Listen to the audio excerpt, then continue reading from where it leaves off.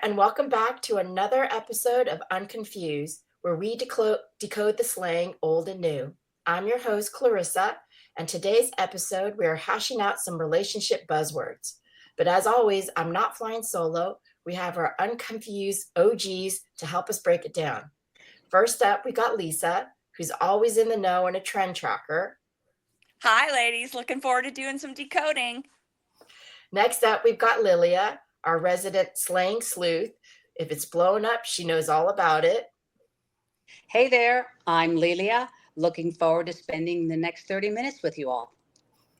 And last up, and certainly not least, we've got Heynia, who always keeps us grounded, but still can deliver a spicy hot take when needed.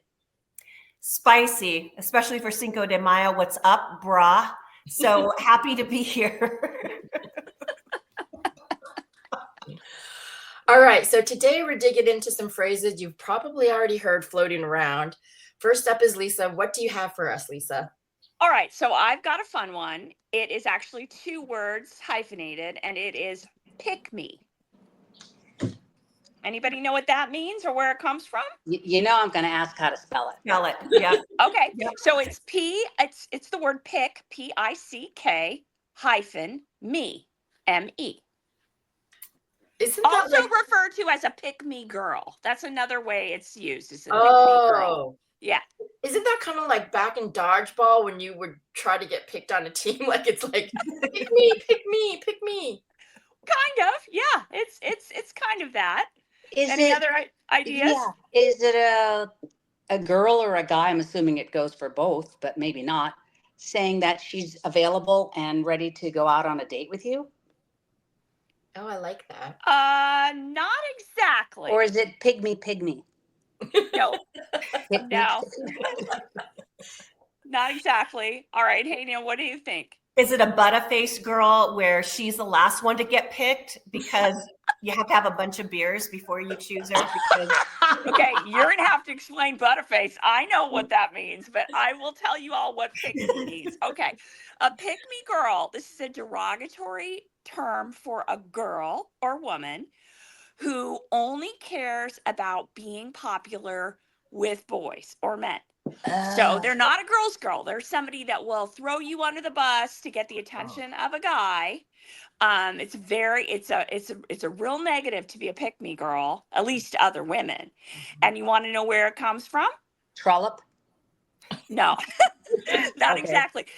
Interestingly, it comes from a 2005 episode of Grey's Anatomy, where the character Meredith begs her boyfriend, who is, I forget his name, Meredith Grey, begs Derek Shepherd to pick her over his wife. Oh. So she begs him, pick me, and that's the origin of the pick me girl. So 20 years ago is when this started. Wow. And it has evolved to being just one of those girls that nobody likes. You know who I'm talking about. It's resurfaced. We know those girls. Yes, we all know those girls. Those are floozies. None of us are pick me girls. Now, None of us. We're not floozies. We're not floozies. I don't like to throw under the bus kind of girl. That's scary. No, we're all girls here. We're girls here. Yep. Wow. Pick me. Mm-hmm. And that's from 20 years ago. And now they're bringing it up. Yeah. All right, then. There we go. Okay, Heynia, what do you have for us? All right. My word is breadcrumbing. Okay, I have an idea. I do too. Sorry, I think breadcrumbing is when you're giving out little bits of attention to somebody in a relationship, not a lot, but enough to keep them coming back for more breadcrumbs. Mm-hmm. Pretty good, Lisa. Pretty good. What about you, Lilia? Given a slice of bread and not the whole loaf, is that kind of the same thing? But you know what?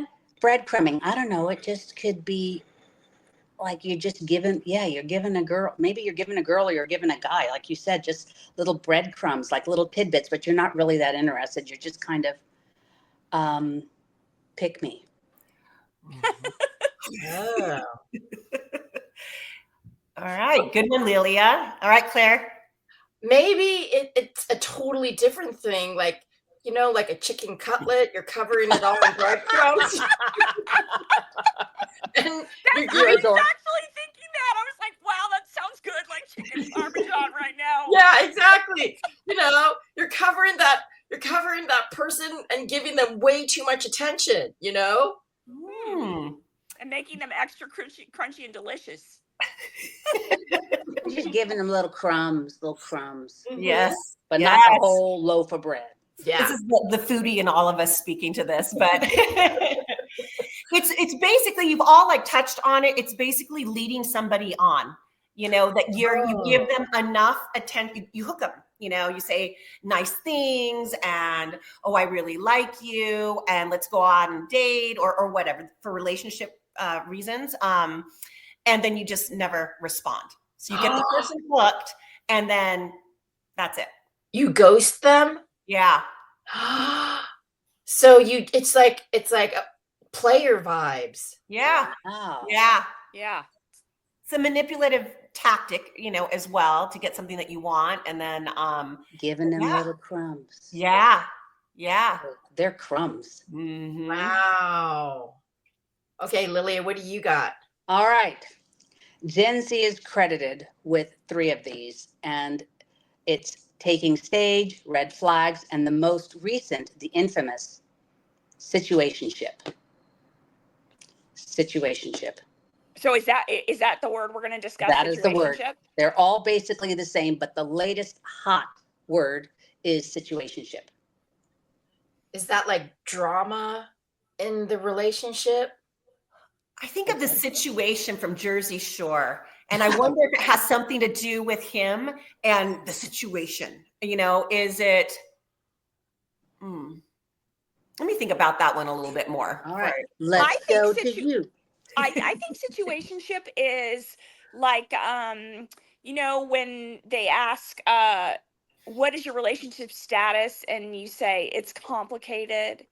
I think it means like we're hooking up, but there's no commitment and it's just a situation. Oh, I like that one. Something like that. Uh-huh. Yeah.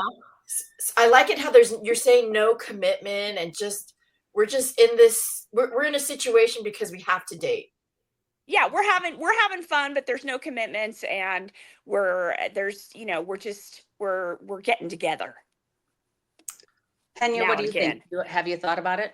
Yeah, the other part of it would be that, you've gotten yourself in some sort of predicament or situation and it's trying to work yourself out of the shipness of it, so to speak. I don't know. That was the other part. I can't get the situation out of my head though right now from Jersey Shore. From Jersey Shore. It is a term used to define a relationship that is more than a friendship, but less than a committed relationship and involves both emotional and physical intimacy. Well, there you go. Okay. Friends with benefits. And yeah, kind of. Yeah, that's it. That's what it is. No commitment. Mm-hmm. And, a little sentence here. We're not dating, but we're definitely in a situationship. All right. Okay. What's the spelling on that, Lilia? Situation and then ship. Oh, okay. That's hard to say fast. How would you say that fast? Situationship. Situationship. Not easy. Okay. My phrase is beige flags. Oh, beige. Oh, not a red flag. Not a red flag, not a green flag, but a beige flag. I can't think of anything that sounds more boring than a beige flag, especially if you were using it to describe a person in a relationship. Beige flag, it's like a nothing. It's like nil. That's what it means to me. Nothing. Mm-hmm. Neutral too. Like beige flag. Like I don't have a stance on anything. I'm just beige. You're creamy. Are you creamy beige? I'm creamy beige. I got stripes. Beige, a beige flag. I'm going to say Okay, let me think for a second here. Beige flag is blank. It's irrelevant. It's nothingness.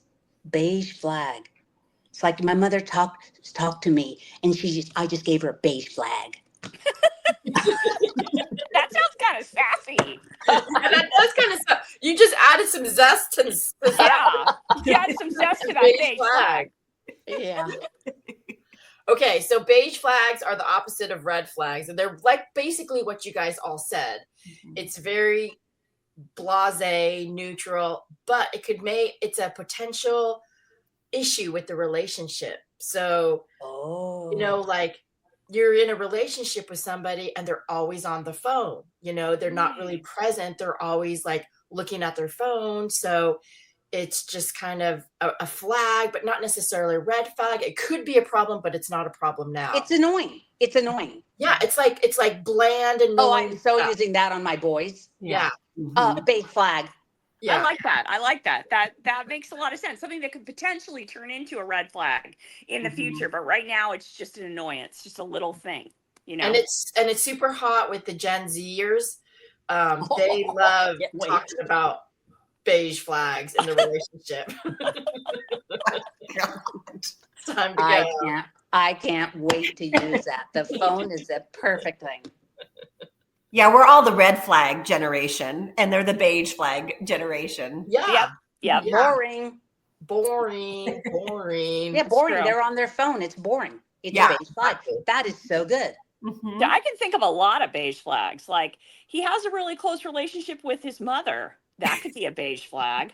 It could be, that's great. He respects his mom, but also his mom got involved in our whole marriage kind of thing. That's a beige. You know what I mean? Oh my God. That's a beige flag.